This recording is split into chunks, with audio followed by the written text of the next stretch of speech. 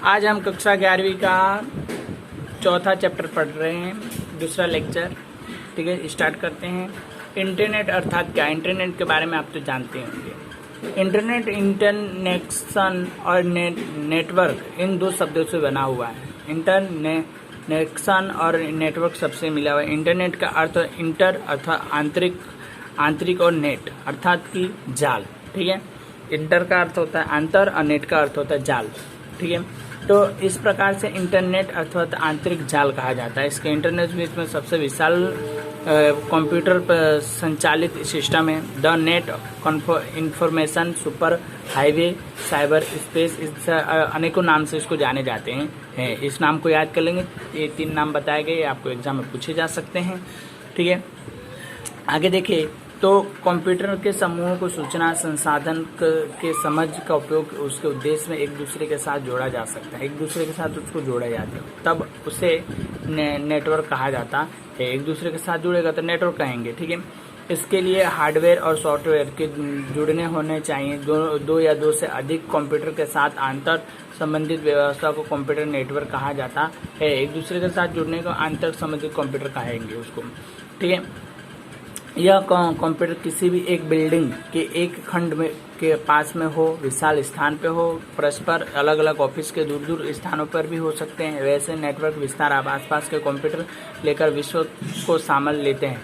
Computer के network अर्थात internet में कोई मालिक नहीं होता है। कितना एक ही स्थान से नेटवर्क के विविध भागों में व्यवस्थित है। मतलब क्या होता है कि कंप्यूटर आपके एरिया में, आपके जिले में, आपके राज्य में, पूरे भारत में, चाहे विश्व में एक अलग अलग नेटवर्क फैला हुआ था, पास चाहे दूर फैला होता है, इसका कोई मालिक होता नहीं है। ठीक है, आगे देखें तो इंटरनेट के बारे में बात किया जाए तो इंटरनेट के अलग अलग नेटवर्क, 4 नेटवर्क बोले गए।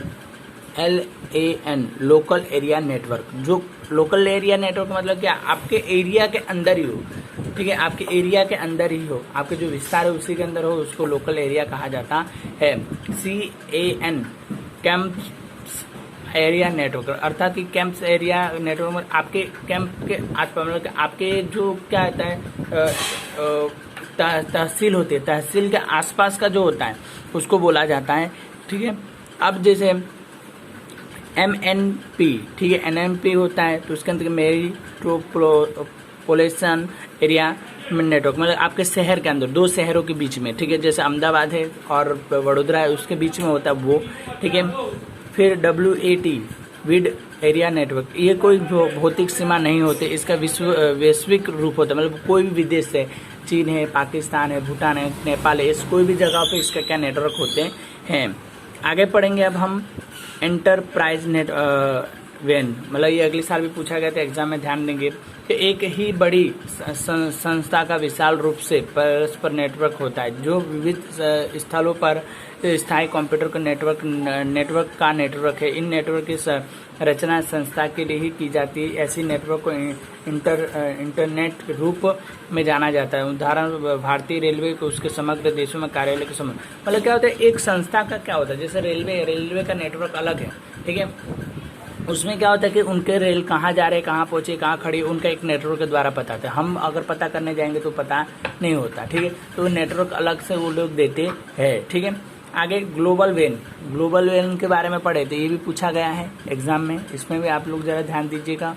ठीक है, ग्लोबल वेन में यह विशाल नेटवर्क है। नेटवर्क में भौगोलिक सीमा नहीं होती, इसकी कोई सीमा नहीं है, कहीं पे भी ये नेटवर्क होता है। इसके लिए विविध देशों में, महाद्वीपों में प्रसार पृथक अलग अलग होती है। जैसे हमको WW लिखते हैं ना, वर्ल्ड वाइड वेब।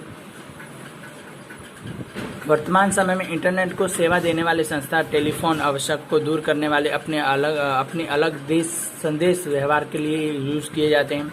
अनेक प्रख्यात संस्थाओं को विविध कंप्यूटर को परस्पर जोड़ करके उसका जाल बनाए रखना, जुड़े हुए कंप्यूटर के साथ सूचना का आदान प्रदान का उपयोग सिद्ध हुआ है। इस प्रकार इंटरनेट अथवा किसी भी एक माध्यम से संस्था द्वारा टेलीफोन की सहायता के द्वारा संदेश भेजने के व्यवहारों के लिए इसका उपयोग किया जाता है। मतलब एक देश से दूसरे देश के अंदर बात करने के लिए भी इस नेटवर्क का यूज किया जाता है, जिसके नेट के द्वारा हम लोग क्या कोई चित्र देख सकते हैं, कोई पिक्चर सुन सकते हैं, वीडियो डाउनलोड कर सकते हैं, बोल सकते हैं। इस तरह की क्या प्रक्रिया होती रहती है। ठीक है, आगे हम देखें अब तो अन्य व्यक्तियों के साथ संपर्क, ठीक है। इंटरनेट के द्वारा क्या हुआ कि अन्य व्यक्तियों के साथ हम क्या संपर्क कर सकते, बातचीत कर सकते, कुछ चीज़ों का आदान प्रदान कर सकते, घर बैठे हम लोग शॉपिंग कर सकते हैं, ठीक है। जानकारी प्राप्त, अब इंटरनेट के द्वारा हम विश्व की कोई भी जानकारी है गूगल पर सर्च करके हम उससे क्या प्राप्त किया जा सकता है, ठीक है। अन्य कंप्यूटर के सिस्टम के साथ संधि, ठीक है। तो क्या कंप्यूटर के साथ इंटरनेट के द्वारा संधि, आप देखो बैंक के जितने भी काम होते हैं, आपके जो भी चीज़ें होती है बैंक के द्वारा चलते थे, बैंक के द्वारा जितने भी कार्य किए जाते हैं वो जुड़ा होता है, ठीक है। रेलवे के टिकट बुक करना, कैंसिल करना, सब कुछ उसके अंदर जुड़ा होता है। गुजरात माध्यमिक बोर्ड जो बोर्ड है, ठीक है, तो बोर्ड की भी बात करें तो बोर्ड की भी हो सकता है। बोर्ड में जितने भी आपके जो मतलब रिजल्ट आया, फेल का, पास का, फॉर्म भरना, सब इसके इंटरनेट के द्वारा ही जुड़ा होता है। इंटरनेट द्वारा सूचना का, इंटरनेट का आवश्यक जानकारी सरलता से प्राप्त हो सकती है। जानकारी को खोजने की प्रक्रिया सौंपना, मतलब कि जानकारी खोजने के लिए हम क्या करते हैं, ब्राउज़र, इस तरह का क्या हम ब्राउज़र खोलते हैं। कभी भी आप जाओ यूट्यूब ब्राउज़र खोलो, चाहे आप लोग गूगल पे खोलो, चाहे क्रोमा पे खोलो, इस तरह से पहले क्या उसको ब्राउज़र पे जाया जाता है। ब्राउज़र पे जाने के बाद उसके बाद इस प्रकार का क्या सर्च इंजन खुलता है, इसको गूगल बोलते हैं, ठीक है। फिर यहाँ पर टाइप किया जाता है, आपने देखा ही होगा। अब फिर उसके बाद क्या होता है, इस प्रकार का ये क्या गूगल खुलता है, फिर इसके अंदर क्या हमको सर्च बार दिया, तो इस सर्च बार में एंटर किया जाता है।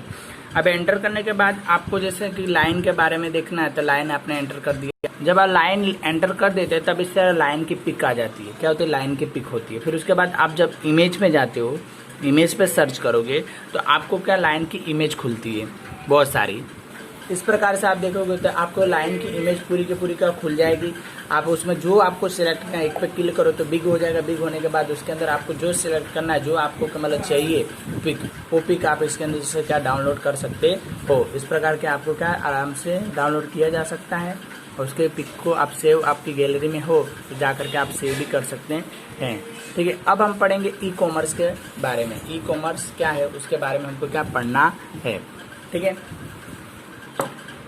ई कॉमर्स का अर्थ है इलेक्ट्रॉनिक कॉमर्स, जिसमें इलेक्ट्रॉनिक उपकरणों के माध्यम के उपयोग द्वारा किए जाने वाले व्यापार। ई कॉमर्स के व्यापार की क्रिया जैसे क्रय विक्रय, विज्ञापन, अन्य उत्पादनों के साथ तुलना, द्रव्य स्थानांतरण के इलेक्ट्रॉनिक साधनों के द्वारा किए। इंटरनेट के कंप्यूटर नेटवर्क, ईमेल से सेव और इंटरनेट क्रेडिट, डेबिट कार्ड इत्यादि माध्यम का उपयोग किया जाता है। तो मतलब क्या ये ई कॉमर्स क्या होता है, इलेक्ट्रॉनिक कॉमर्स है, जिसमें क्या होता है कि पैसे की जो लेन देन है आप घर बैठे खरीद बिक्री, व्यापार, विज्ञापन जो भी करना चाहे घर बैठे क्या इंटरनेट के द्वारा कर सकते हैं, जिसे इन ई नेटवर्क के द्वारा, ई कॉमर्स के द्वारा जाना जाता है।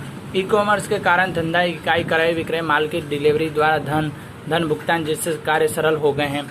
ग्राहकों के खरीदी देने वाले लगने वाले समय के खर्च की कमी हुई है, और इस प्रकार के कॉमर्स के बहुत से लाभ प्राप्त होते हैं। मतलब उसके इस प्रकार से देखें तो बहुत सारे क्या हमको लाभ प्राप्त हो सकते हैं इसके घर बैठे इंटरनेट के द्वारा हम कोई खरीद बिक्री करते हैं रहते हैं। इंटरनेट के द्वारा बहुत सारे कार्य हो रहे हैं, आप तो देखते ही जानते ही हैं, ठीक है।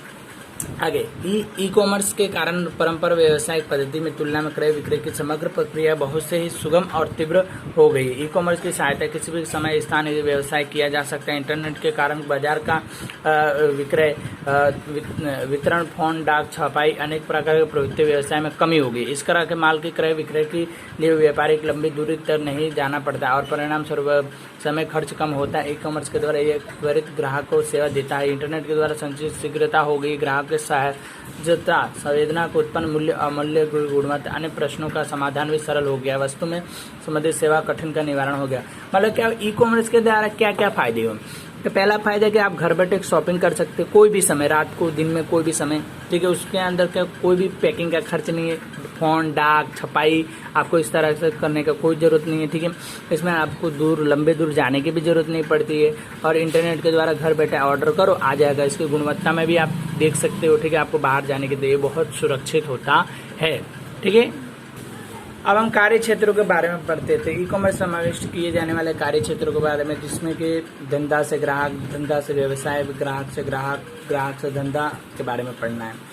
तो पहले क्या धंधा से ग्राहक के बारे में पढ़ते हैं। तो इसमें क्या होता है, B2S होता है, बिजनेस ऑफ कस्टमर के द्वारा। इसमें क्या होता है कि इसमें एक छोर पर व्यापारी और दूसरे छोर पर क्या ग्राहक होता है। इंटरनेट की वेबसाइट के द्वारा ये क्या सेवा क्या दी जाती है इस प्रकार से, और उसमें डायरेक्ट खरीदे गए क्या होता है, धंधे से डायरेक्ट ग्राहक जो होता है उसके पास भेज दिया जाता है। ठीक है। जब डायरेक्ट आपने ऑर्डर किया तो अमेजोन पर ऑर्डर करो तो डायरेक्ट क्या होगा, आपके पास ही ऑनलाइन ही चला आएगा, ठीक है। डायरेक्ट ग्राहक के बीच, इसके बीच में कोई आता नहीं है, ठीक है। इसमें किसी भी प्रकार का होता, ठीक है, इसमें किसी की ज़रूरत पड़ती नहीं है। उसके अलावा आप देखें तो इसमें और जो पैसे होते हैं बैंक के द्वारा ऑनलाइन के भेज दिए जाते हैं।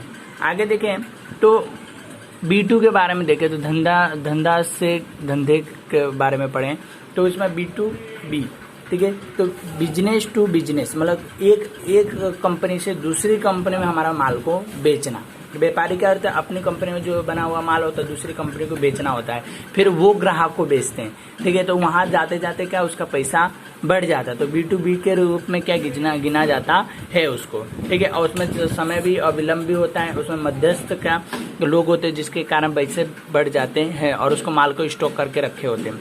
अब तीसरे ना ग्राहक से ग्राहक, माना कि मैं खरीद कर लाया और मैं आपको दे देता हूँ, दूसरी जगह खरीद कर लाया और मैं आपको ला करके बेचता हूँ, तो क्या ग्राहक क्या होता है कि हमारे माल की बिक्री होती है, वेबसाइट के द्वारा हो, ऑनलाइन हो, ऑफलाइन हो, किसी के द्वारा हमको उसको बेचा खरीदा जाता है, जिसके अंदर क्या समय की बचत भी होती है और एडवर्टाइज भी क्या हो जाती है।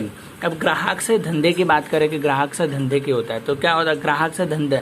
अब क्या इसमें क्या इस प्रकार के ई-कॉमर्स में ग्राहक से योग्य लगे इस प्रकार से अथवा तो जिस निश्चित उत्पादन के सेवा को ग्राहक रहे इच्छुक हो उसके लिए मूल्य व्यापारी श्रेणी के उत्पादन और सेवा का चयन होता है। ऐसी सेवाओं को उत्पादन करने वाले धंधा से इकाई उत्पादन सेवा को विक्रय के शर्त पर मूल्य बताती है और उस पर मूल भाव लगाने पर समय कम आता है। जैसे ग्राहक से धंधा होता है मतलब ग्राहक खुद बनाता है चीज वस्तु, आप देखें घर पे मोची है, चप्पल वगैरह बनाते हैं, खाखरा है, अचार, इस तरह से फिर वो धंधे में जाता है। तो ग्राहक से धंधे में क्या कोई चीज वस्तुओं का बेचा जाता है जिस कारण से इसका उपयोग किया जाता है।